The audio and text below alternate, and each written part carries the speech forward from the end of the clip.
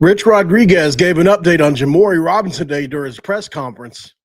What a boon he would be to get back.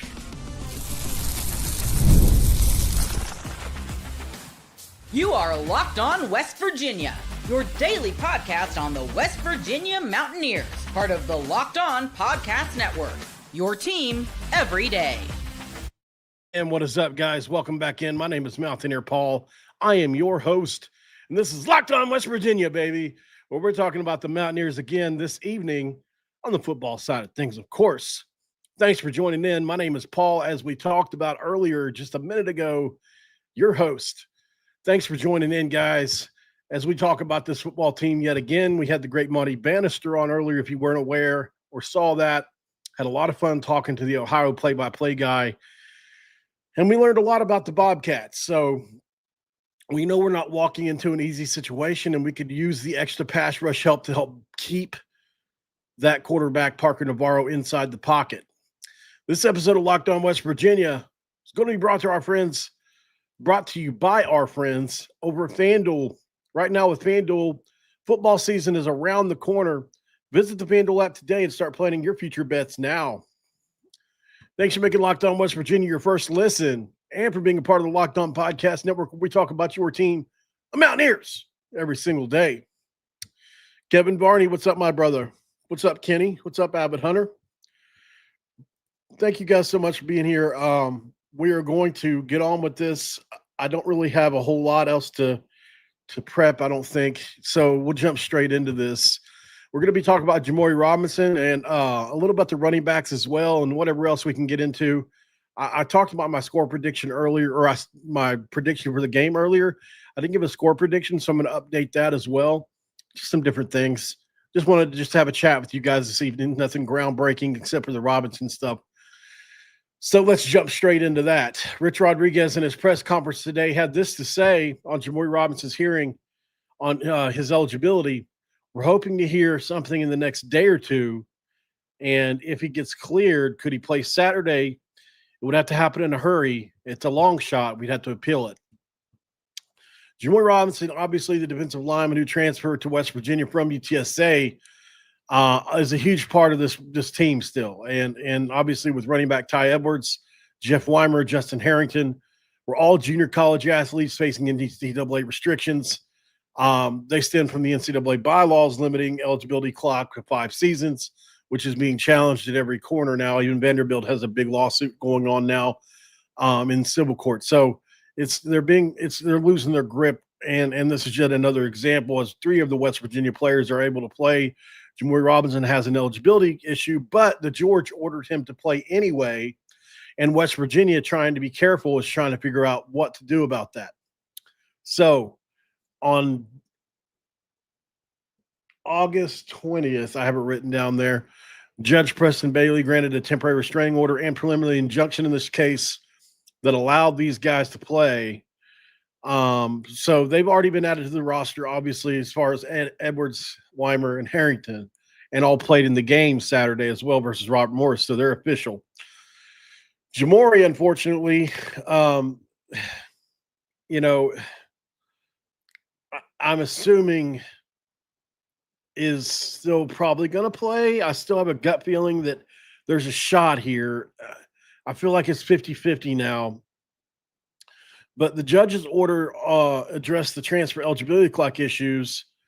And what people aren't sure is, did it override the NCAA academic requirements, which are governed by separate bylaws, 14.4 on progress toward degree. So while the court cleared the path on one foot, the academic allegation has Robinson kind of sidelined here, and he hasn't practiced with the team yet since the spring. So the reports are kind of suggesting that the judge's ruling might imply the academic shouldn't block him. Some people think it should. And so so West Virginia and the NCAA are treating it as a kind of a hurdle here. So here are the factors. Here's why I think this could be slowed down. Why is it taking so long, right? That's what we all want to know. Like, if you're asking me, it should be 1 phone call or 2 phone calls or 4 or 5 at the most, right? If you got to track something down. Hey, we want to know, did you guys mean academics? Yes or no? Don't play games with me. Shoot straight. Yes. No. So you know which way to go, so that you can ask the judge to further clarify this order if you need to, or you just can't play him. One of the two things has got to be true. Give this kid some respite. Here's what could be slowing this down: the verification of academic records. Their compliance office probably needs to review and certify Robinson's transcripts from multiple schools. It's not something that's instantaneous. It requires official documents, which might involve like some delays in transmission, even could be redaction for privacy. If there's any discrepancy, they could be checking for that to see if he's missing a credit or a grade. That's, maybe there's something that's disputed. They could have undisputed, and it could trigger further investigation. Um, there's got to be coordination between all these entities, right? You got the Big 12 Conference, who handles the initial eligibility certifications for its members, but the NCAA oversees the national standards. So West Virginia, obviously, as we talked about, mentioned hiring an external counsel to liaise with the Big 12 lawyers and the NCAA officials, right? So suggesting they're building some kind of formal case to either refute the allegations or seek a waiver, you could see why it might take a while. So you've got a multi-party process here that adds layers, man. It adds lawyers, and it's especially if the NCAA is pushing back against the ruling of the judge, which they did criticize the ruling afterwards, and are probably purposely dragging their feet. There is the legal and compliance protocols as well. Post the ruling, everything is under scrutiny, man, to avoid violations that could lead to any more penalties. Everybody's trying to keep their nose clean here. So counsel could be trying to prepare a detailed submission, like some affidavits, some appeals, to make sure it's kind of ironclad, the way they got a good case for Jimmori. And the NCAA's appeal of the injunction, which was filed on August 25th, by the way, could also be creating a uncertainty for us, right? So it doesn't directly impact academics, though. That's the thing. And then there's the timing and the season prep underway, right?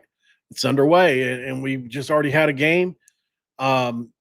Any of the resolution has to align with the practice integration, because you have to scale up, right? You go from shorts and t-shirt to spider pads to spider hats and helmet to full pads, or however. I don't know the exact scaling up, but it's a safety measure to make sure people get used to being hit again.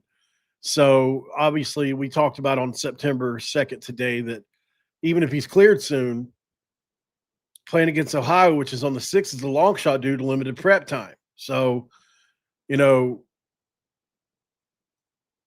what would the council be seeking to do here? I think they're challenging the allegation. They're going to demand proof of the NCAA on the academic shortfall, and they're going to cross-check Jimmoi Robinson's records, in my opinion. If it's a minor issue, like a credit transfer glitch, they could argue for immediate certification. Maybe they're asking for a waiver or an exception if the issue is valid. They could seek an NCAA waiver under hardship issues. And if related to prior transfers or extenuating circumstances, that could take a few petitions with supporting evidence. And then also there's the last ditch effort, I think, a clarification of the judge's order, arguing that the injunction's broad language, because it just, the way that the NCAA lawyers attacked this left it open to interpretation. They didn't specifically say, from what I understand and been told from other lawyers, they didn't specifically attack the right part of this to make it say basically, hey, we're attacking the 5-year eligibility clock and the academics or whatever. It's kind of generalized. So, the judge can't look at this and say, yeah, you were only going, look to the judge, it looks like, hey, you were only going for this, right? So it's a lot that's not really fully interpreted. So, why 2-3 weeks instead of a phone call? I think that we can kind of wrap it up with this: bureaucratic red tape. Obviously, the NCAA eligibility involves certified processes with the audits and appeals. Phone calls just don't create the paper trail needed for accountability. This has all got to be on record. So everything's got to be documented to protect sanctions, right? You've got the privacy and legal risks here with academic records that are protected under FERPA. If you've ever been to school, you know about that, which is a federal privacy law. So sharing that requires consents, secure channels, and rushing that could lead to some errors and lawsuits in the future. You don't want to do that on West Virginia's part or the NCAA. There's the adversarial context of this that the NCAA is appealing the ruling and that it has an incentive to slow walk this thing because they're just assholes. And especially because they lost in court, they're even more mad. And now they're being attacked again by more Vanderbilt players. So they're already criticizing the decision. They already believe it hurts high school players. They already believe that it weakens academic standards. And so the season's starting and they're not going to let this precedent be set. And if you look at the historical precedent in cases like this with similar cases, they often take a few weeks due to the reviews. It's a standard for a high stakes compliance in college sports. It's what it is. So in short, to summarize, the judge cleared the transfer hurdle for the three guys. The academics probably separate beast because they're going to require thorough vetting. I think we'd expect a resolution probably based on what Rich Rod said within the next week. I would say by this time next week, we'll know, in my opinion. Maybe not. I could be wrong, but it sounds like it's wrapping up. So this weekend, I don't see it happening. It would be a dream come true if he could play this weekend so we could really have him ready for Pitt. But we need him for this game, to be honest. And I think it makes sense given the timeline. So, there's just a lot of tensions going on right now between the NCAA rules, the courts, the players and their rights, the NIL, the transfer era, literally everything that we've spoken about here. So at the end of the day, we're in a situation where the NCAA doesn't want to help West Virginia. West Virginia's made them look foolish yet again, even though it's not technically West Virginia, the folks representing the players that play for West Virginia. And the NCAA is going to target West Virginia because they're the only target they got, which, unfortunately targets us as a result. We're just innocent bystanders. We just want a good football team on the field. And we have, unfortunately, again, put our money up for the program or supported the program up. And here we are. So, I would love to see Jimmori play. He withdrew from the draft, so he could. There's a lot to that. I think that bears discussing in the future. Like, come on, man. Like, how do these guys not have how is there not a better protocol for this? It's crazy. Anyway, there just is no precedent is the best, basically why, which is why the judge made the ruling. There was precedent in other cases, right? Oh yeah, they didn't like it in Vanderbilt, or they didn't like it at wherever college, Nevada. So there's precedent. I'm gonna back it up. Makes it easier for the judge. In this situation, there's not, even though it seems like on paper Jimmori has been ordered to watch or ordered to play. It's frustrating because I think we would, to have him against Parker Navarro would be a dream come true. We heard how Rich Rod spoke about him today. I think West Virginia is probably the better team for sure, but we can definitely lose this game, no doubt about it, especially if we play like we did against Robert Morris. So this is a, complicated subject. I think we should all feel fortunate that we got 3 of the 4 guys, but we all know Jimmoi Robinson is the one that would help the most. And then, at least I think maybe Ty Edwards and Jeff Weimer get acclimated and they start really hitting big, and Harrington starts. He already made his impact on special teams and he really played well. He looked great. So there's a lot to like about what we did get. And I'm happy we got what we got, but let's keep monitoring this. We'll see if we hear anything about the Robinson situation in the coming days. For now, it's still wait and see, guys. Big update. At least we got some kind of a timeline here. He's saying it could happen soon. I find that to be good. And, it's better than, I don't know. So, I figure I consider that a big update. Let's go to break. We'll come back and talk about RB2 because we ain't got one. Rich Rod said as much today in his press conference. Why is that? Who is it? Who should it be? And where the heck is DR Hubbard? We thought he was going to be a big-time playmaker for us. He's buried on the depth chart. Why is that? We talk about it all next.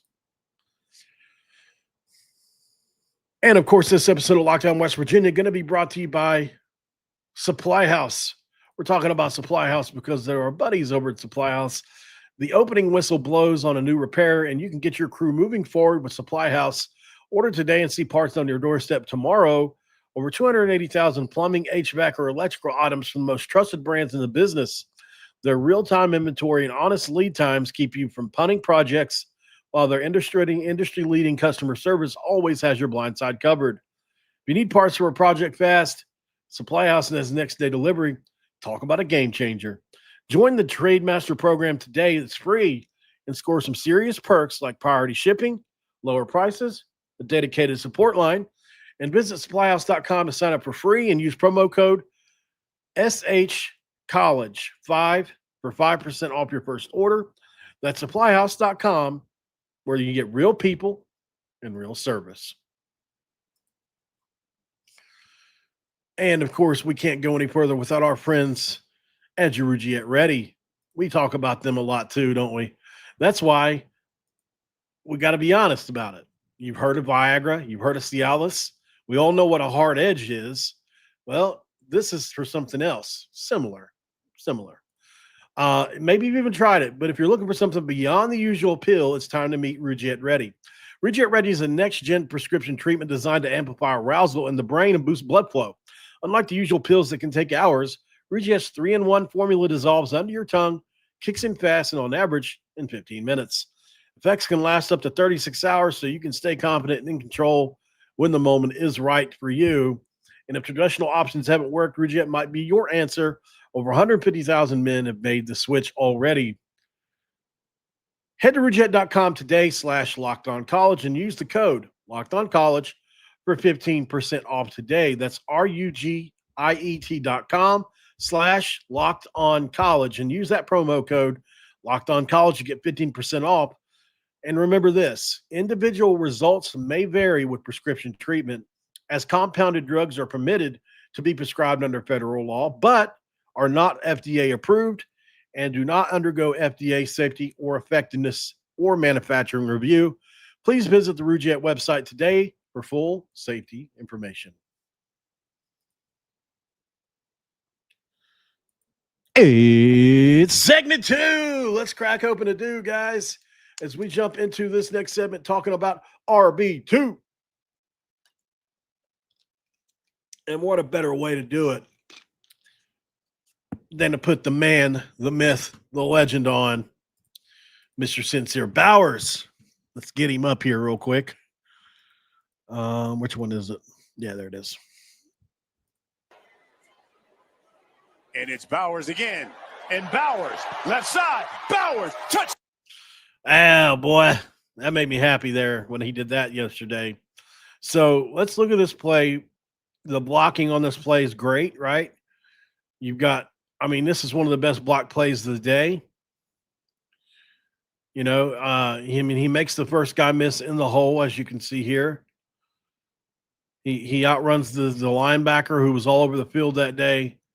And as you can see, progresses to outrun everybody else all the way to the end zone. Sincere Bowers had himself a day on just a couple carries. Very proud of my buddy, Sincere. And, I gotta be honest, man. Let's see if I can find it. Well, hold on. I think it'd be better to do it like this, because I don't want to put too much out there. All right, so he killed it. What a job! 6 carries, 54 yards, a touchdown, 9 yards per carry. So proud of him. Does anybody else think he's earned running back 2 status? I know that doesn't necessarily mean that Rich Rod believes that. And I get it. I'm not necessarily saying one way or the other 100%. I'm just saying I don't know who gives us some kind of I don't know who gives us these kind of wheels, man. I just don't. Jaheim gives them to us, but he's a different kind of pace. I want to show you guys this. This is something that was said between Sincere and I, but I really felt the need to share it, because it made me happy. Appreciate that you always believed, which he sent me Saturday after um, the game. I know it's like kind of ad nauseum at this point because I beat the desk for Sincere for so many months before people knew about him. And so when you get a player right like that, which I mean, he hasn't proven anything yet necessarily, but I think he proved a lot just in what he got. And from a talent standpoint, and from an explosiveness standpoint, and from the kind of backs that we've always had in this offense standpoint, I think he needs to be RB2 along with Clay Ash. I love to see them split carries now. I thought Clay Ash looked good in the carries he got too, but he got hurt, which sucks because I thought he looked like he was running really hard. Very proud of him. I overlooked him, and I admit it. I overlooked Clay, but a lot of it had to do with no tape. You can only judge a guy on the tape he's got. So that's unfortunate there. But if you're going to put a gun to my head and tell me to pick, it's not hard.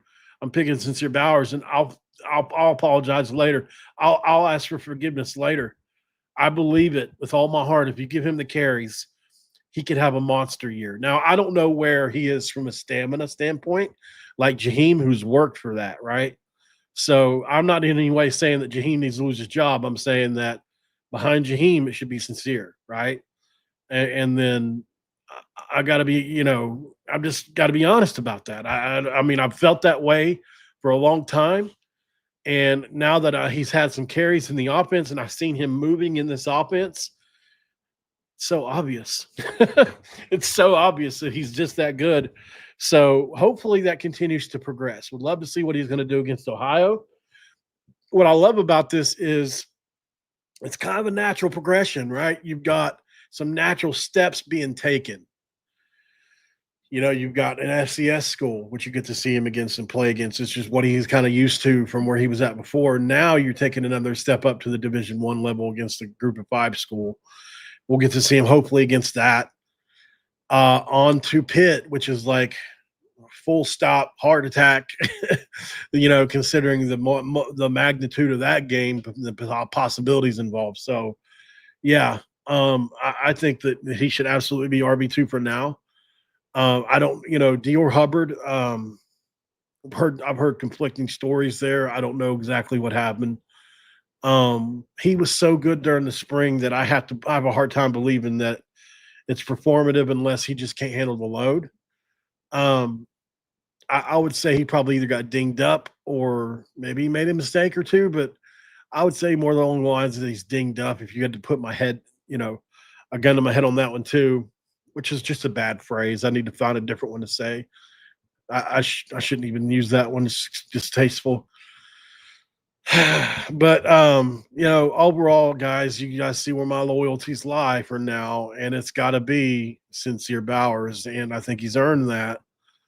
And what I wanted to do on this one is I thought, what, this would be fun to do. Let's just go ahead and just one more time with context of how he looks for West Virginia. Ooh, that's a great picture. I'm going to steal that for the next thumbnail I do with him for sure. Yeah, there's another great one.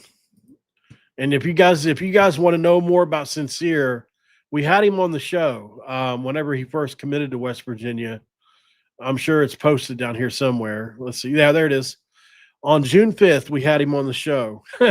So I even had 5 stars by him. Like I went all the way. And I even had Tavon Austin by him. Like that was how big of a fan I was of his from the very beginning in June, So anyway, and I've done several videos about him, obviously. So I mean, it's, it's like a little overkill sometimes. But what I want to do is just to watch a couple plays and see if anything's changed. Like, can you see it now? That's for those that maybe had doubts. now use what you saw on Saturday and transplant it onto here and realize like he moves like this. This is just how he moves.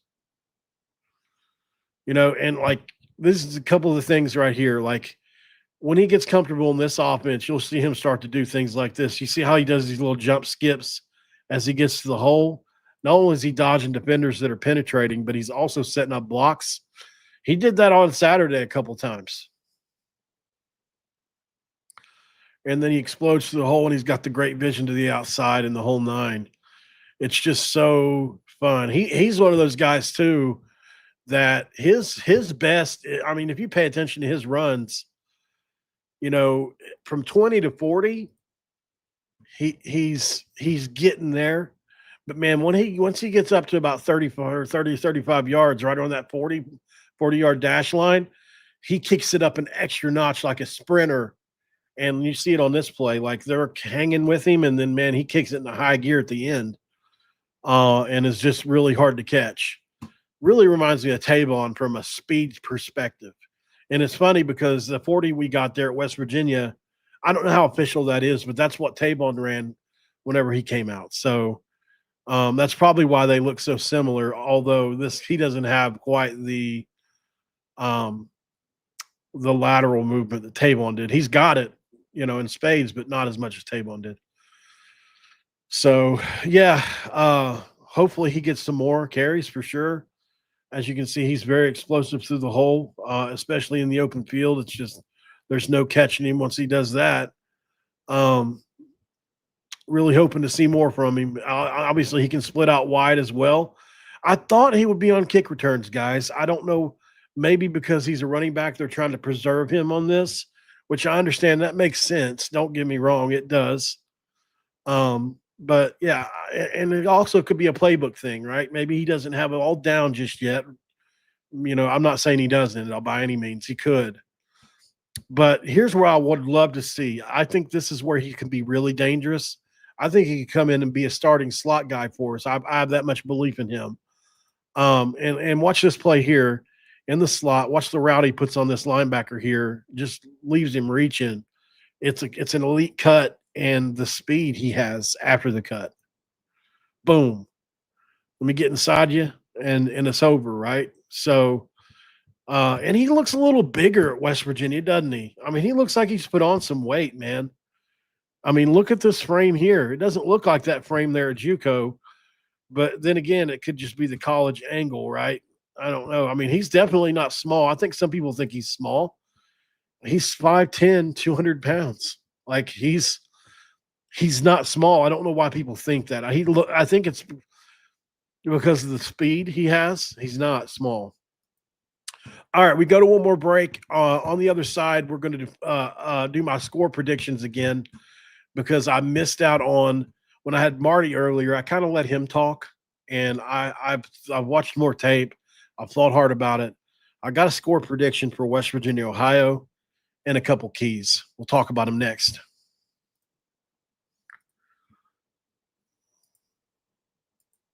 All right, this episode of Locked On West Virginia is going to be brought to you by none other than FanDuel. We're talking about FanDuel because a lot of reasons, but mostly because the NFL season is almost here, and FanDuel is making sure you're ready for kickoff with a can't-miss offer.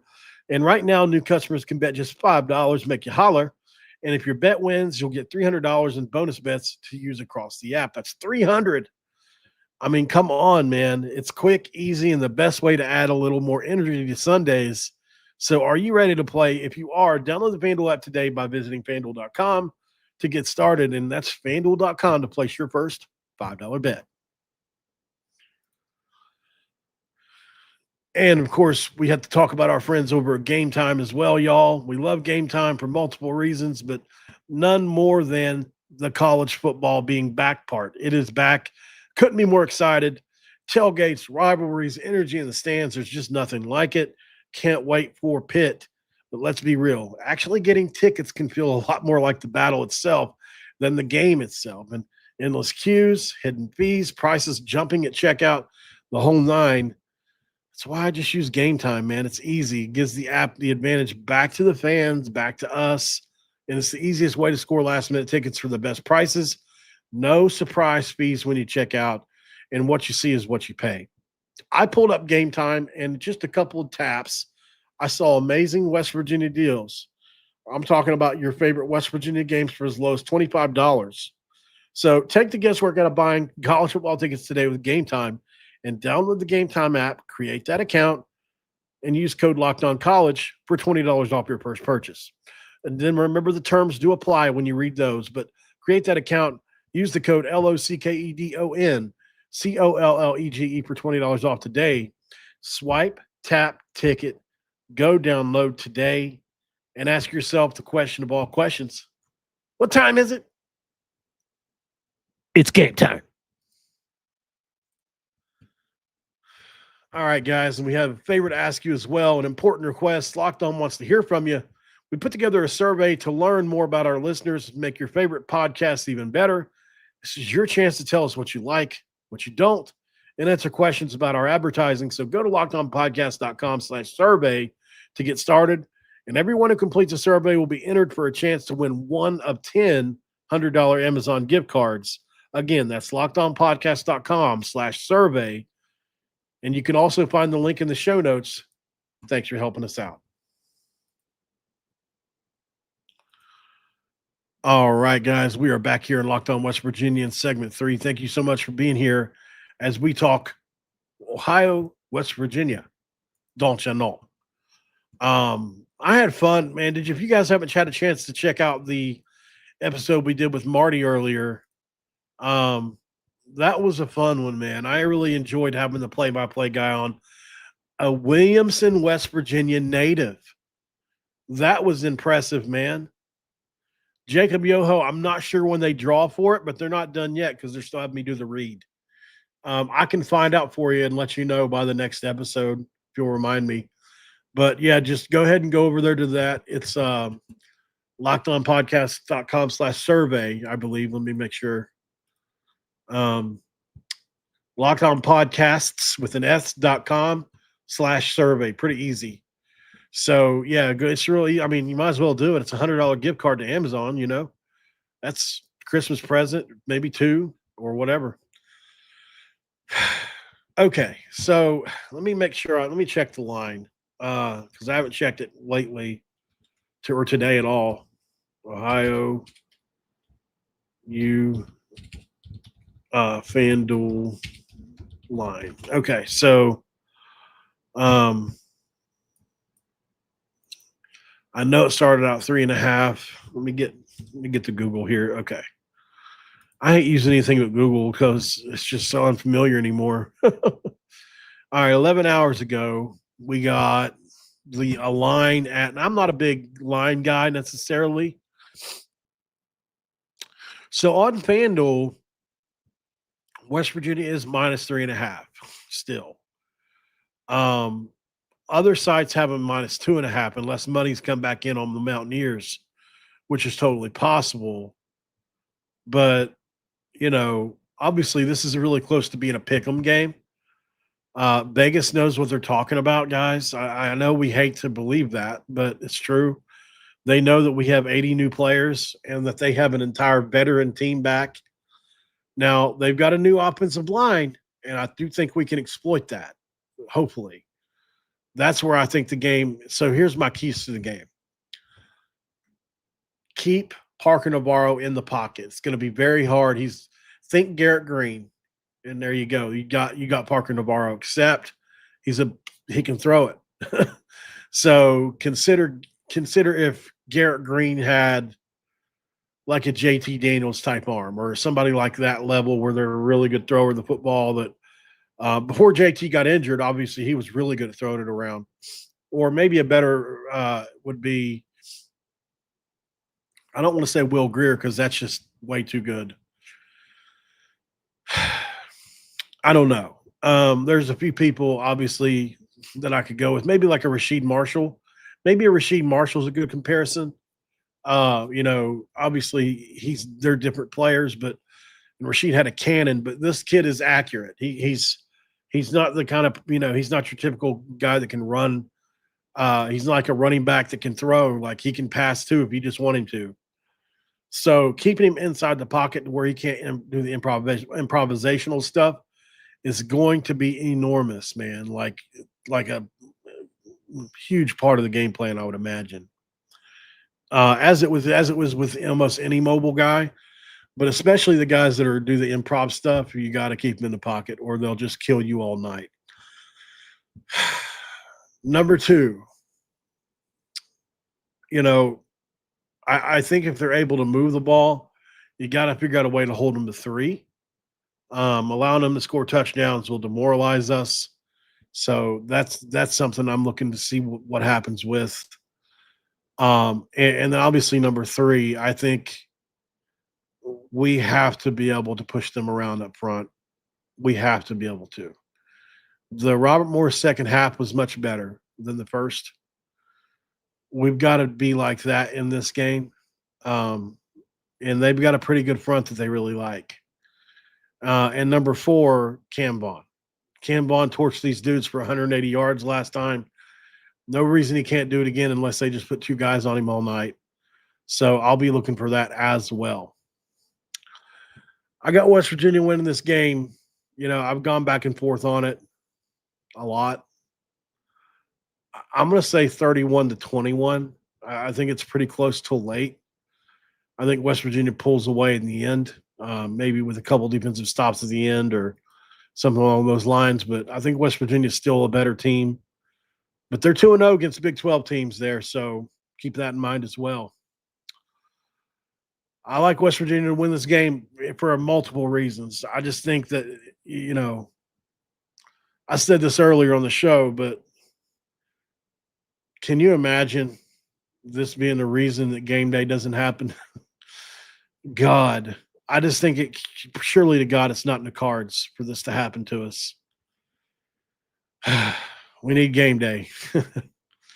All right, guys, I'm going to jump off of here, and I will see you guys tomorrow. Make sure you like, subscribe, all the whole 9, share the video out, and I'll see you guys tomorrow on another one. For this, I'm out, and let's go Mountaineers, baby.